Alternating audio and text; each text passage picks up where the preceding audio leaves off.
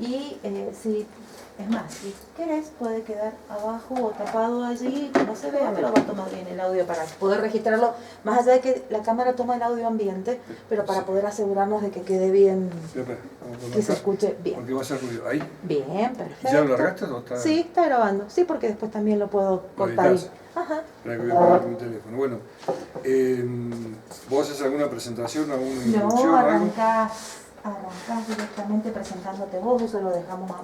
Yo intervengo con alguna pregunta, si hay algo que no si hay alguna palabra, algún tecnicismo que no entendimos. Eso te iba a decir, hacer de cuenta que vos sos público y en la medida que voy avanzando podés preguntar, porque yo en las charlas que doy no lo hago tan formal, sino primero hago un paneo, que este va a ser un poquito más largo que lo normal, y después le digo, pregunten todo lo que... Entonces, en base a las preguntas se va repicando y se va ampliando. Y bueno, esa es la idea. Así que esa es la dinámica, esa es la idea, poder desestructurarlo un poco, que sea más un relato, que sea más un contarnos, que una entrevista formal o algo acartonado, algo estructurado. Tal cual.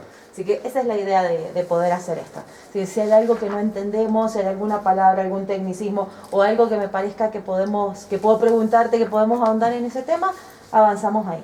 Bueno, yo estoy, me hice como una especie de... Ayuda, memoria, un machete. Machete, y voy a ir moviendo, haciendo un poquito de papeles. Todos tenemos el nuestro, así que no hay ningún inconveniente con eso. Jorge. ¿Empezamos? Empezamos. Presentate, por favor. ¿Listo? Sí. Bueno. Bueno, en base al requerimiento de este lugar, que es el archivo histórico del Museo de Luján, en Luján de Cuyo, en Mendoza, esta es una guía como para que tengan en cuenta en base a las preguntas que se fueron ejercitando. Bueno, yo soy Jorge Julio Segat, oficial de la Fuerza Aérea. En la guerra yo estaba con el grado de primer teniente en el último año, o sea, al siguiente ascendí a capitán. Son aproximadamente unos 10 años posterior al egreso. Y en el año 2005 me retiré como comodoro, que es el equivalente a coronel o capitán de navío de la Fuerza, y soy porteño y me vine a vivir a Mendoza. Así que me hice desde el 2004, que estamos viendo acá, a pesar de que en 2005 me salió el retiro, soy mendocino por adopción. Por elección. Y elección también. Bueno, yo estudié la primaria en un colegio alemán, Langeschule en Buenos Aires, después se transformó en Instituto Ballester, y el secundario lo hice en el Colegio del Salvador, que es un colegio de jesuitas, donde incluso tuvo Bergoglio, ahí como profesor, pero no cuando estaba yo, sino cuando era sacerdote. La enseñanza fue muy buena de los jesuitas porque como el mismo San Ignacio era una enseñanza media del tipo militar, te hacían formar, había descanso, fomentaba mucho el deporte. Bueno, eso es la parte del secundario. Después entré a la Fuerza Aérea en el año 69, después de 2 años después de terminar el secundario, y entré a la Fuerza Aérea. Bueno, soy casado, ya hace 47 años, así que el matrimonio largo existen todavía, gracias a Dios. Tuvimos 2 hijos, adoptados los 2, porque no podíamos tener hijos, y uno falleció a los 14 años con un accidente. Así que María Victoria, que es mi hija, que vive con nosotros acá en Mendoza. Mi egreso se hace como oficial, el grado de alférez, en diciembre del 72. Y en el 73, la Fuerza Aérea se hacen 4 años de oficial en Córdoba, en la Escuela de Aviación, y después un año de especialización, ya sea para piloto, y yo hice la especialización navegador bombardeo, que le hice en Paraná. Mandaba a Paraná y en el año 73. Y ahí salí primero en el curso, y como salí primero en el curso me mandaron a Buenos Aires a volar otros aviones. El curso lo hice en Canberra, que es el avión que después me tocó la guerra. Fui destinado a Palomar y ahí volé aviones de transporte como el C-130 y después, muchos años después, también el Boeing 707. En el año 79 me cambian de destino, estaba en Buenos Aires y ahí voy a Paraná de vuelta, y ya con un entrenamiento de combate bastante avanzado, y completo ese entrenamiento adiestrándome en el año 79, 80 y 81 en el avión Canberra, que es el avión en el cual yo hice el adiestramiento y también el combatí con este avión en Malvinas combatimos junto al piloto, que era García Puebla, y yo, que era el navegador bombardero. Bueno, siguiendo y entrando un poco en el tema, para no extendernos. ¿Cuándo te enteraste de que ibas a Malvinas? ¿Cómo te enteraste? ¿Dónde estabas? Anecdóticamente lo cuento, esa es una buena pregunta. Yo había ido a Buenos Aires en abril del 82, los primeros días, o sea, en realidad fines de marzo, a comprar un Citroën.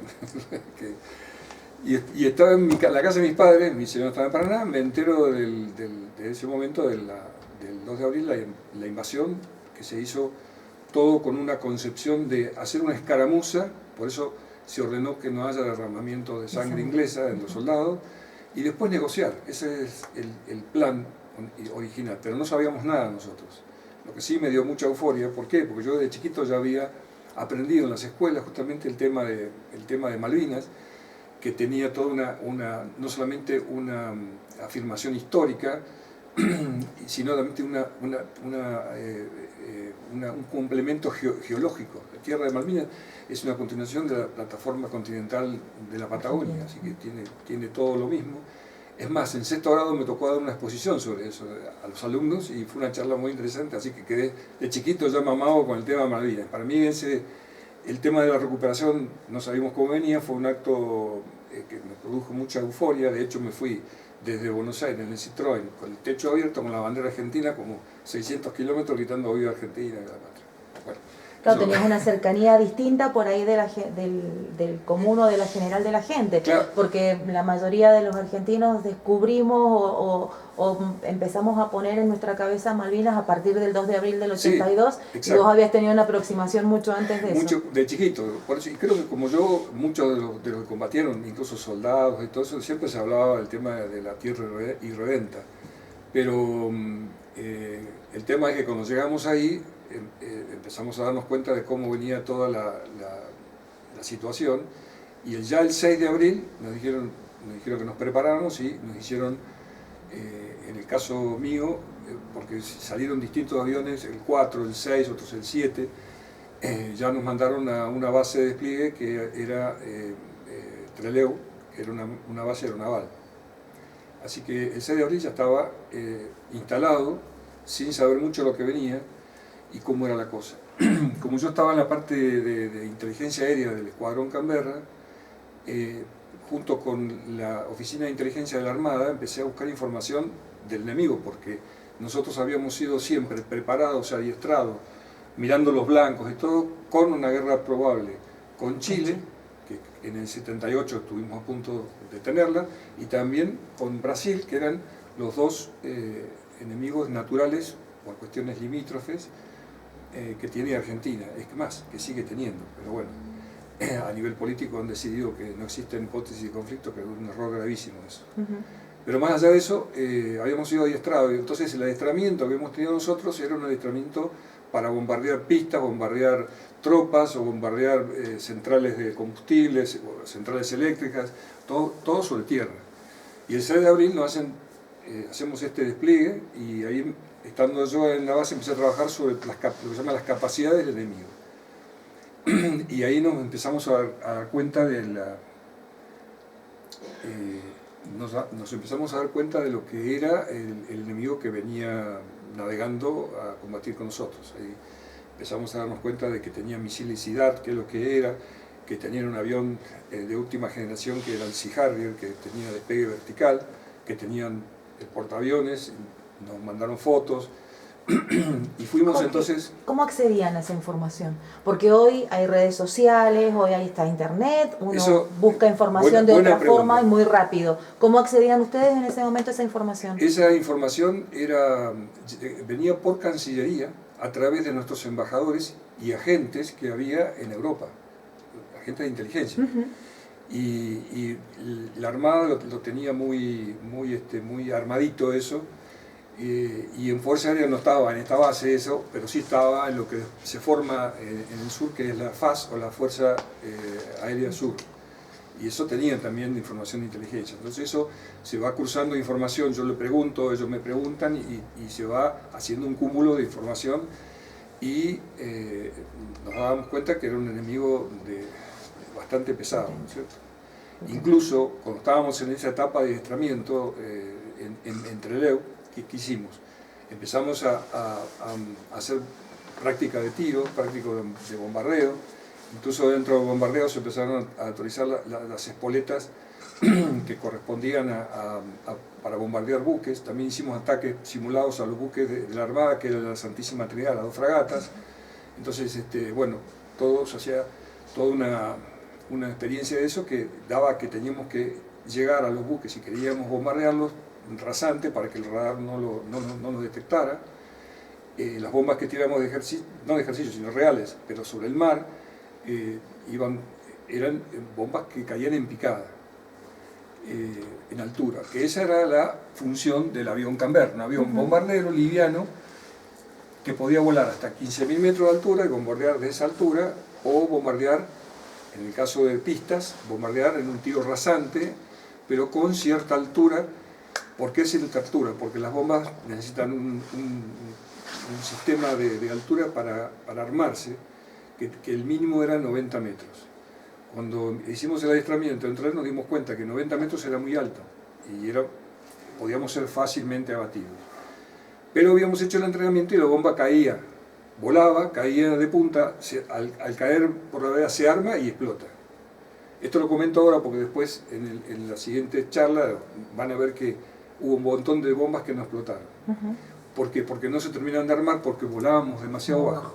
Para que tengan una idea, alrededor de 10-15 metros del mar, sobre el nivel del mar.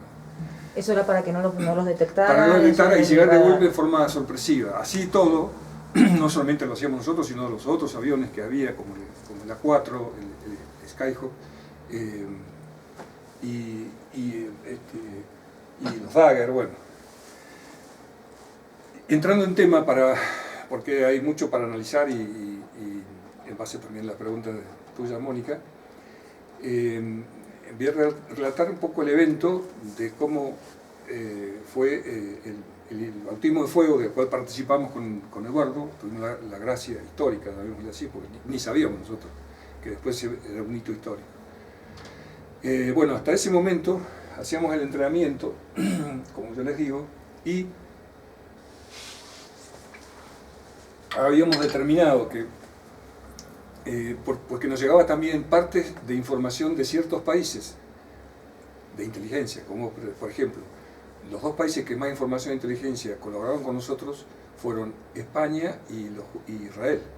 También países del sur, como de América del Sur, como Venezuela, como Perú, para nombrar los más importantes. No así Chile. Y después voy a mencionar el tema de Chile, que es también un tema serio. Muy bien.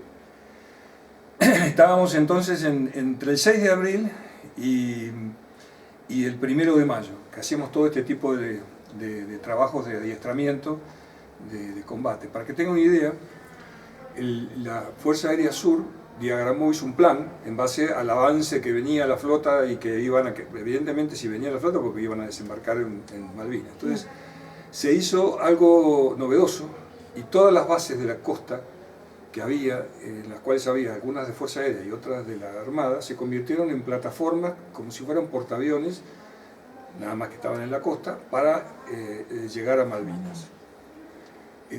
Menciono esto porque a nosotros nos toca Trelew, porque era la más lejana de las bases que podían llegar aviones de combate. Para que tengan una idea, nosotros estábamos a más o menos 1100 kilómetros de las Islas Malvinas, desde Trelew, y nosotros llegábamos desde ahí con 4 bombas. Después hicimos algunas operaciones desde Gallego, que estaba a 650 kilómetros de distancia, e incluso desde Río Grande, que el continente nuestro hace como una curvita, estábamos a 570 kilómetros, que son distancias bastante largas para los aviones de combate que tenía la Fuerza Aérea. y el que más alcance de radioacción tenía justamente era el Canberra. Por eso estábamos en esa base de Trelew. Les permitió una autonomía porque por la Claro, dimensión del avión. El avión no solamente, bueno, valga la ironía, este avión era un avión inglés. Incluso en la década del 70 llegó a Argentina, lo fueron a buscar pilotos argentinos a Inglaterra, y ese avión lo rearmaron y lo reciclaron, por llamar así, porque es un diseño de la década del 60, lo diseñaron para la Argentina y podía transportar, yendo para bombardear, con 8 bombas de 500 kilos cada una. O sea que era una cosa bastante grosa, digamos, con una autonomía bastante grande. Para que tengan una idea, el avión llegaba desde Paraná, llegaba a Río de Janeiro y a San Pablo, y llegaba desde Paraná a Santiago de Chile. O sea, eran los lugares estratégicos, no de población, sino donde había blancos rentables, por llamarlo así, ante un conflicto supuesto. En este caso cambió todo y el conflicto eran buques de una flota que venía a recuperar, según los ingleses, las Islas Malvinas. Muy bien. Quiero mencionar en esta fecha, para ir ubicándonos por fecha, el 6 de abril estábamos allá y así seguimos estos días, y el 29 de abril, unas horas, o el día anterior, no me acuerdo si fue el 28 o el 29, nos enteramos por información de inteligencia de que había habido un intento de desembarco en el continente por parte de tropas inglesas y fueron encontradas repelidas, e incluso había personal de oficiales chilenos. La intención ¿cuál era? Porque sabían los ingleses que uno de los lugares más peligrosos era donde estaban los superetendards de la Armada, porque estaba el misil Exocet, y también donde estaban los aviones de combate argentinos, los A4, que sabían que era una de las sistemas de armas poderosos que tenía Argentina, lo más cerca de Malvinas, y fue rechazado. Fue en la noche, en desembarco en la playa, el ejército haciendo patrullaje junto con gendarmería, lo descubrieron y parece que no quedó ninguno, y fue un primer intento. Y el otro, que fue con fecha 29, es que ya la flota estaba llegando, estaba alrededor de 150 kilómetros a la zona de Malvinas, la flota inglesa. Entonces se decide hacer una operación en Grytviken, porque en Grytviken también era parte de las islas, y ahí había todo un puesto de balleneros, una empresa argentina, pero había ingleses. Y ya esa escaramuza se había producido contra los ingleses, y los ingleses hicieron varias operaciones de helicóptero que tuvieron que volver, incluso uno se estrelló, no pudieron completar la operación, incluso tenían una fragata. Bueno, la cuestión que se decide salir con 2 Canberra, en un vuelo larguísimo, porque son como 1800 kilómetros, y bueno, cuando están llegando al blanco, uno de los aviones se volvió porque no pudo eyectar los tanques de puntera, que eran tanques suplementarios, se eyectó uno, entonces el avión se cruzó y volvió, y llegó uno solo, y cuando estaba llegando al blanco, ya había también un avión argentino que era un Hércules y un Boeing que habían detectado. Lo que hacían era ver qué pasa en la zona donde iban a bombardear los ingleses, los Canberra argentinos, y había una fragata. Entonces, y se había puesto estaba nevando con techos muy bajos, se llama nubes muy bajas, llovizna, y entonces desde ese Hércules hablan al comando, que en ese momento había ordenado el bombardeo, de que era imposible ver el blanco, y encima había ya 2 fragatas, no una, sino 2 fragatas que estaban custodiando la bahía donde estaba Grytviken. Entonces casi llegando, hacen volver a ese avión, que fue toda una proeza, porque un avión volando sobre el mar más de 1500 kilómetros ya era algo excepcional, incluso hasta la época de paz. Lo cual daba la pauta de que se estaba calentando el ambiente. Sigo, y todo esto es para introducirnos directamente en el bautismo de fuego de la Fuerza Aérea y en una de las misiones que nosotros participamos. Yo acá traje como una ayuda a memoria con respecto a lo que acontece a partir del 1 de mayo. Lo que sí es que la Fuerza de Tareas Inglesa llega a la zona de operaciones donde estaba las Islas Malvinas a fines de abril. Hay que destacar que desde el momento del desembarco que se hizo argentino, que se hizo desde un submarino con comandos, ahí donde muere el capitán Giachino, mendocino, héroe nuestro, justamente por no derramar sangre inglesa, y también intervienen aviones de la Fuerza Aérea, pero el que interviene principalmente es el Hércules 630, que aterriza en la pista de Malvinas, bajan los comandos también nuestros y toman el aeropuerto. Los ingleses se habían replegado, los pocos ingleses que había, creo que eran alrededor de 20 o 50, se habían replegado a la casa del gobernador. En una guerra, cuando uno toma el núcleo político, en donde está el poder, se supone que puede tener victoria asegurada. Los ingleses se replegaron ahí, bueno, ahí se hace la escaramuza, el tiroteo, donde muere Giachino. Eso fue el 2 de abril. Y la presencia de la flota ya estaba en el fines de marzo, ya estaba ahí, y a la 1:30 del día 1 de mayo, o sea, la madrugada, ya la flota estaba en el área, digamos, de cobertura de los aviones. 100 millas, que son más o menos 180 kilómetros, una cosa así. Y a las 4 de la mañana, bueno, acá ocurre el bombardeo de la pista de Puerto Argentino. Y acá hago una mención especial para tener idea de qué enemigo estábamos nosotros enfrentando. El avión Canberra, acá, este es el casco que utilizábamos en la guerra con la máscara de oxígeno, era un avión inglés, bombardeo liviano. Pero los ingleses habían fabricado también un avión más grande que el Canberra, el doble de grande, que se llamaba el Vulcan. Y el Vulcan, en vez de tener 8 bombas, puede tener 20 bombas de 500 kilos. Y ellos hacen una operación con reabastecimiento en vuelo, todo muy novedoso para la época, desde la isla de Ascensión, que tienen una base los ingleses, y también donde estaban los americanos, y hacen un vuelo todo nocturno justamente para bombardear las islas el 1 de mayo, y llegan a bombardear la pista a las 4:30 de la mañana.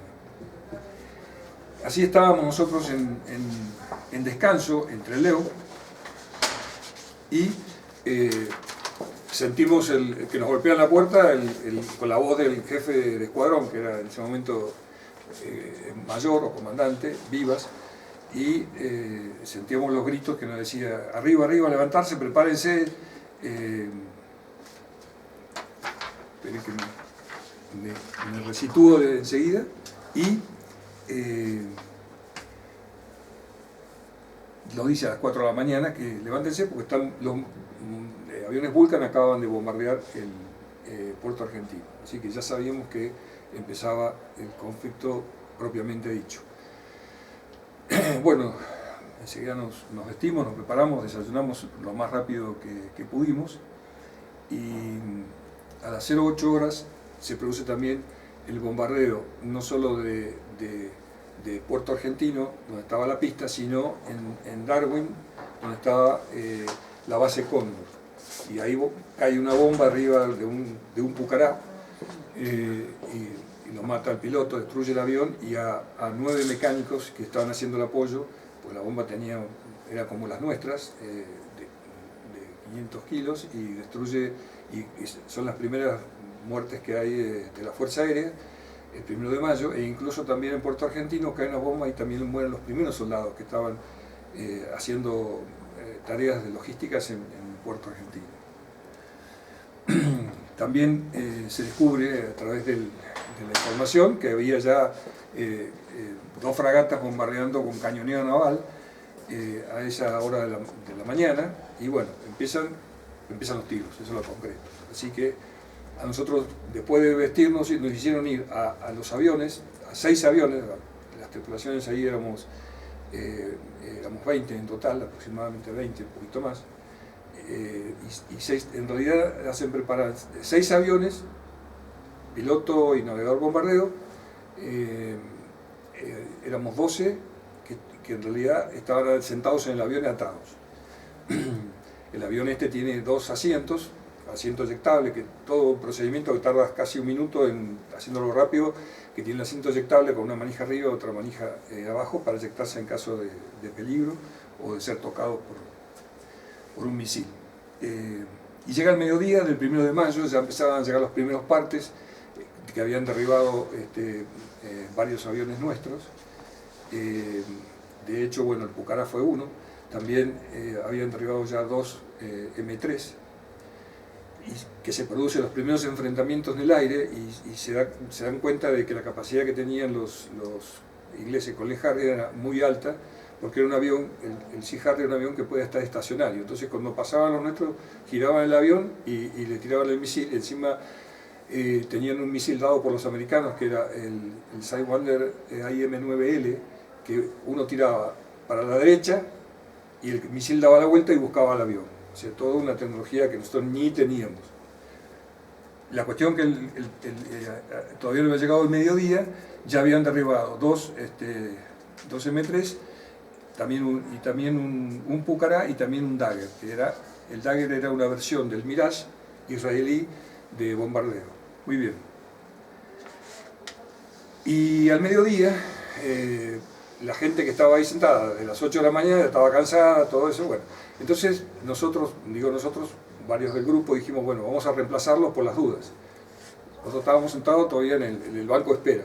Entonces se fueron a almorzar, nosotros nos atamos, nos preparamos, y de pronto a las 15:30 aproximadamente llega la orden, lo que se llaman las órdenes de combate, se llaman orden fragmentaria, donde te dice qué tenés que hacer, a qué hora tenés que despegar, todo, porque todo eso se coordina a través de frecuencias de radio y de comunicaciones encriptadas. La cuestión que teníamos que desatarnos para que vengan los que estaban almorzando, pero como estábamos ahí, me dijeron, no, ya quédese, saben los que están. Entre ellos estábamos el capitán García Puebla y yo, piloto navegado bombardero. Muy bien. Y ya entramos entonces en la misión propiamente dicha. Despegue de Trelew. Primero decolan 3 aviones, que era la primera escuadrilla, que era con el indicativo de combate, que era ruta, y 20 minutos después despegamos nosotros. Ellos despegaron a las 16:05.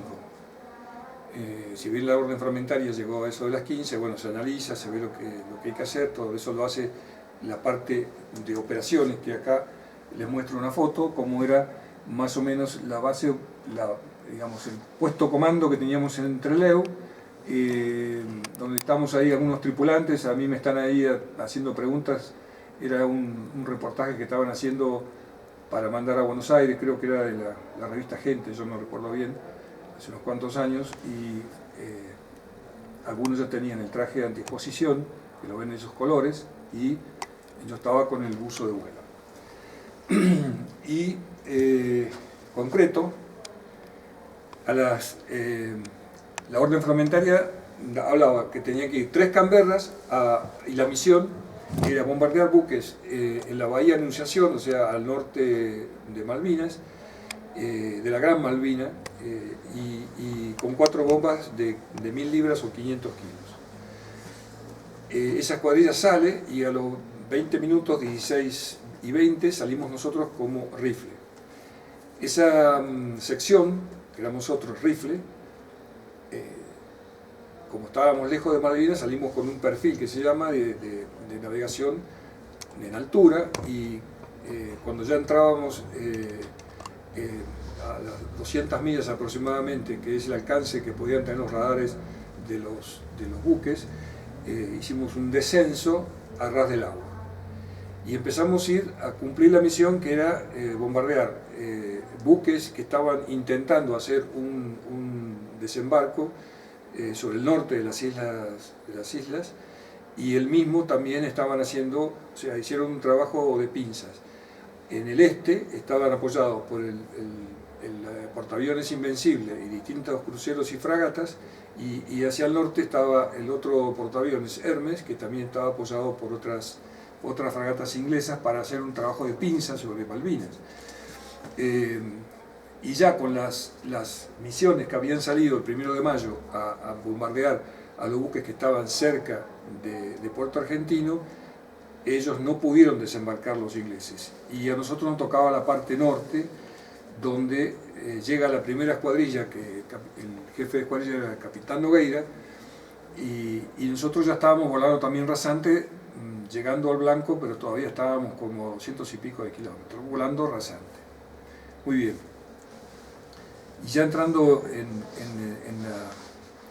la escuadrilla nuestra, que eran 3 aviones, estaba formada por el primer teniente González y el teniente Ibáñez. El jefe de escuadrilla era en ese momento el capitán Baigorri, con el mayor Rodeiro como navegante bombardero, y el capitán García Pola, el tercer avión, como piloto, y yo como navegante bombardero.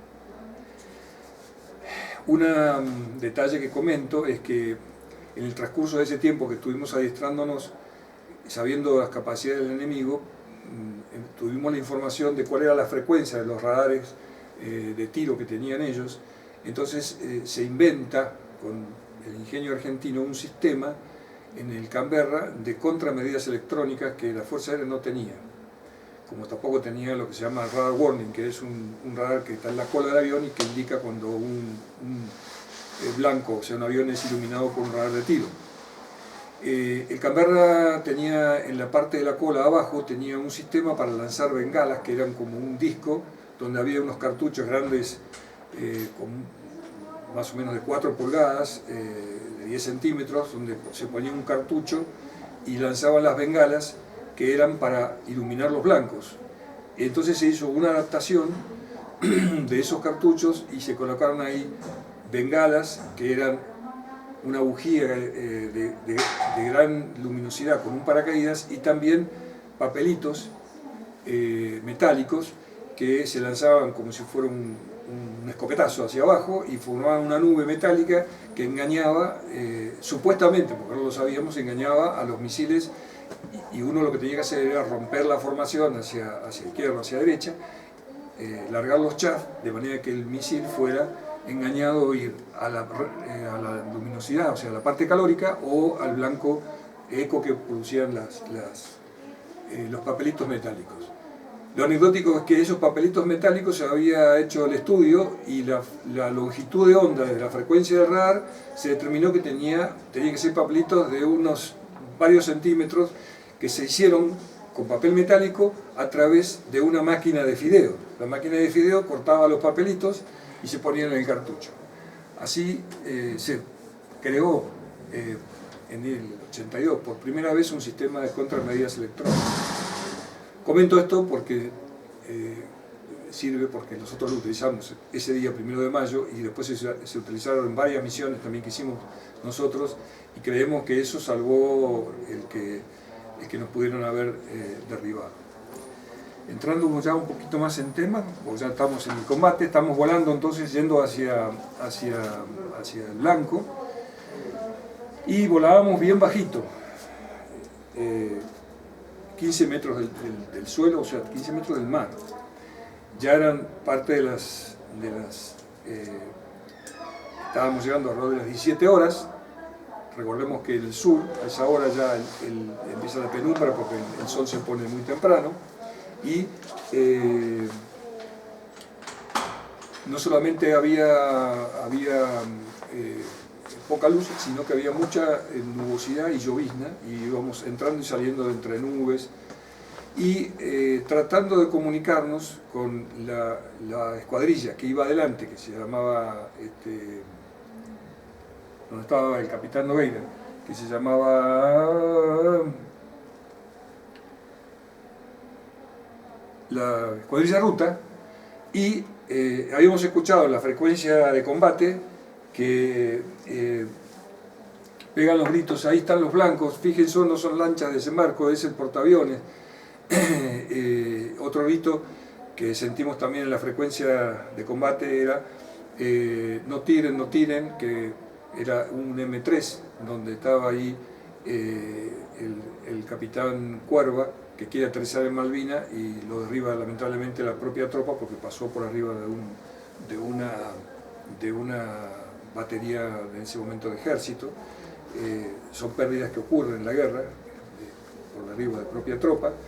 Y bueno, escuchamos eso en la radio, también escuchaba me dieron, ese era el capitán Nogueira, que estaba como jefe de la escuadrilla Ruta, y me vuelvo al continente, o no, primero dice me vuelvo a Puerto Argentino, y cuando escucha lo que pasa con el derribo de Cuerva, dice vuelvo al continente, me dieron el plano y el avión seguía volando, incluso el navegador dice me eyecto, no, le dice no te eyecto, que todavía volamos. Bueno, todo eso era en frecuencia de segundos que salía la información.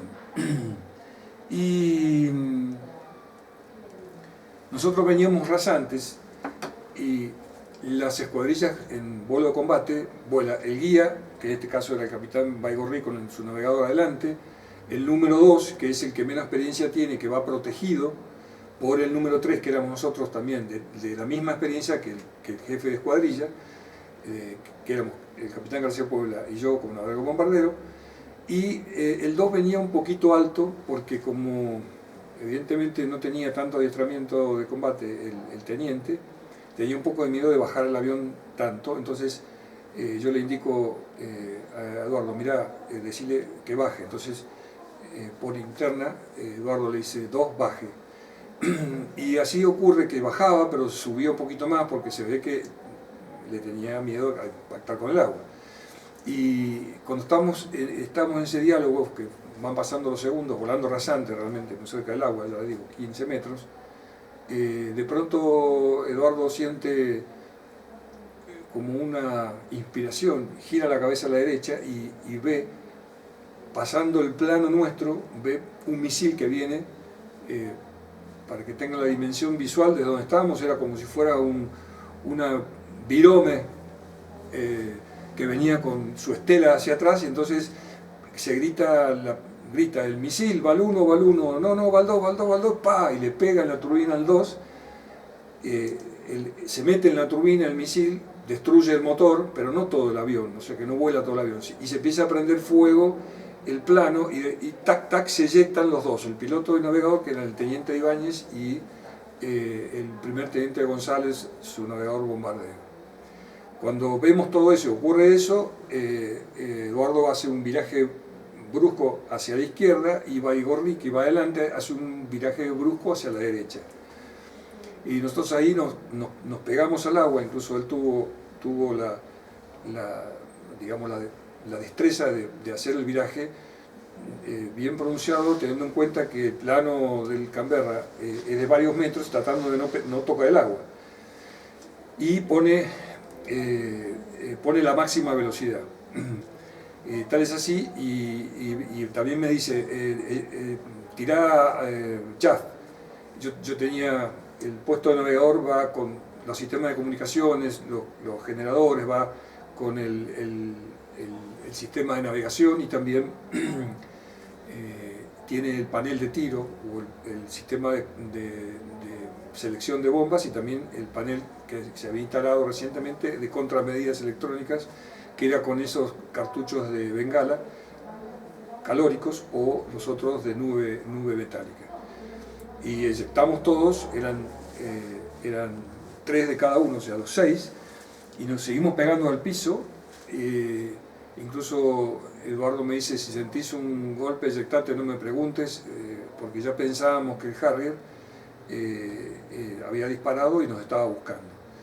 De hecho, después nos cuenta Baigorri que él hace el viraje hacia la derecha, que cuando él hace el viraje a la derecha, ve el Harrier que está arriba, que se llama La Percha, mirando hacia abajo para buscar el otro avión.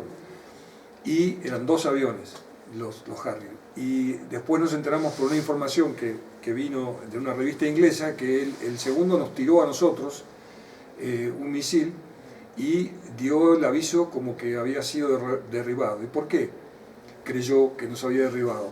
Primero, que nosotros volábamos a alta velocidad hacia la izquierda, muy bajo, y para poder volar más rápido y no tener resistencia al aire, eyectamos los tanques punteras. Entonces, a casi 1000 kilómetros por hora, eyectando cerca del agua los tanques de puntera, que era un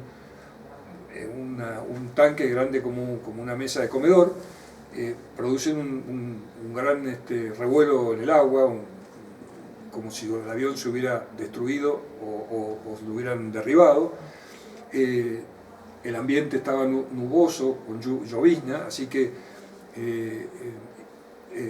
seguimos, Eduardo siguió haciendo viajes y que yo le dije, sacá el chaucha, sacá motor porque se está desarmando el avión. El avión podía volar hasta 800 kilómetros por hora, de acuerdo a su resistencia estructural, y ya estábamos en los 1000. Pero bueno, el tema era poder evitar el tiro del Harrier que suponíamos que nos iba a tirar a nosotros. De hecho, el Canberra tiene un espejito, un retrovisor, como un auto, y Eduardo hacía virajes hacia la derecha muy baja altura y hacia la izquierda, derecha, izquierda, un poco para esquivar lo que suponíamos que nos podían tirar el misil. Sentimos nosotros un cimbronazo como si a esa velocidad nos hubieran pegado un empujón, que asumimos que puede haber sido la eyección de los tanques o el misil que habían tirado y que como estábamos tan bajo hizo un impacto en el agua. La cuestión, que seguíamos vivos. Y estábamos volando, saliendo de eso, en interna dijimos, abortamos la misión, estábamos a 100 kilómetros del blanco y ya habíamos sido interceptados y nos dábamos cuenta que era inútil seguir porque ya habíamos sido interceptados y nos iban a derribar sí o sí. De hecho habían derribado ya un avión, que era el Canberra. Cuando estábamos en ese viraje a la izquierda, sobre el mar, eso fue a la altura del lateral, que sería el mar, del lateral de Comodoro Rivadavia, volando, empezamos a subir porque a baja altura el Canberra había una turbina, consume mucho combustible y no nos quedaba para volver.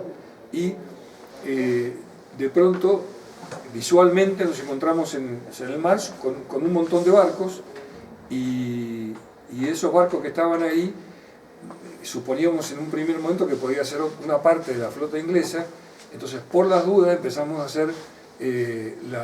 utilizar el código de autenticación. Ese código de autenticación yo lo tenía en mi mesita de trabajo que tiene atrás el Canberra, y empecé a hacer la autenticación de los buques que estaban abajo, y somos identificados, o sea, la identificación coincide, y era el que nos habla era el operador del puesto comando del buque La Santísima Trinidad, que era una fragata tipo 42, igual que la de los ingleses.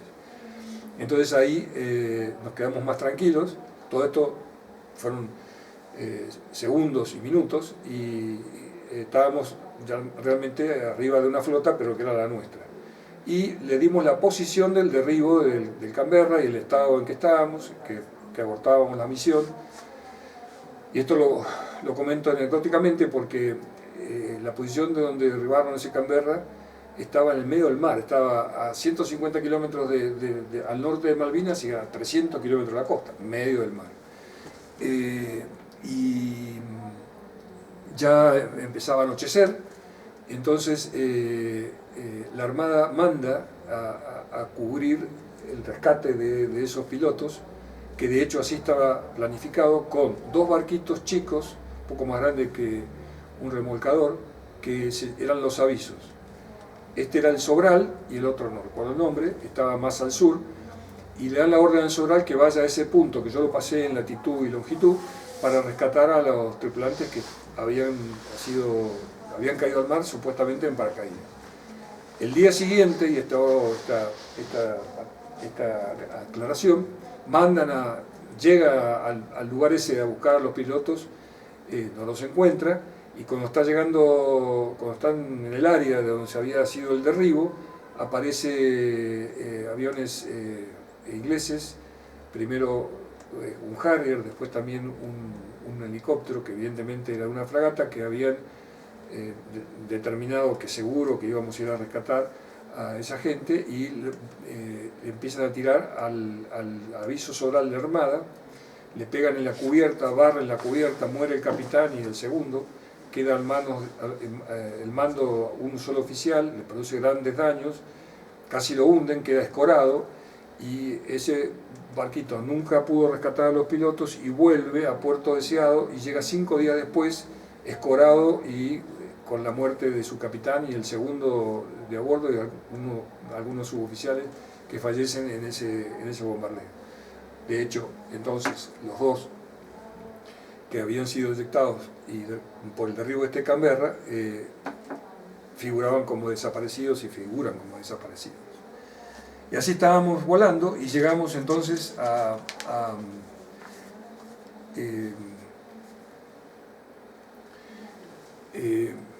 ya de noche.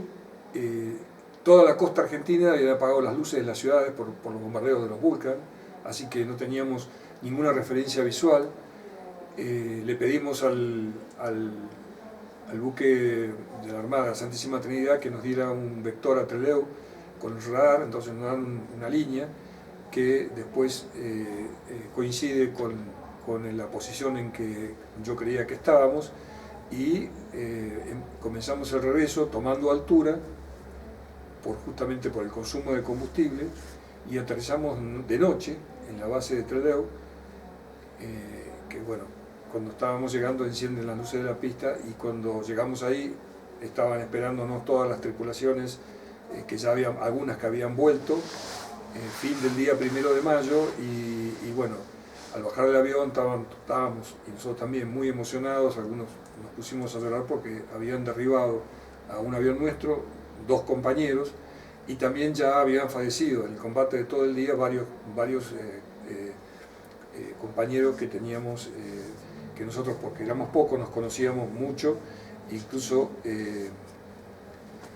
cuando aparecían los partes de su derribo, veíamos la cara en nuestra mente porque los conocíamos en forma personal. Eso fue el combate para nosotros del 1 de mayo, no pudimos llegar al blanco, y fue de mucho miedo, pero también de mucha desazón, porque no habíamos podido llegar al blanco de los buques. Para que tengan una idea, ese día se enviaron 27 misiones de combate con 62 aviones. Para la Fuerza Aérea, en ese momento había desplegado alrededor de 100 aviones en total, con los de transporte. O sea, no era una aviación grandísima, ni tampoco era una aviación como para tener el dominio del espacio aéreo. Esos 62 aviones salieron, o sea, volvían, bajaba el piloto, subía otro, lo volvían a armar, le cargaban combustible y volvía a salir. Se tiraron 20 toneladas de bombas y también cañones, o sea, de munición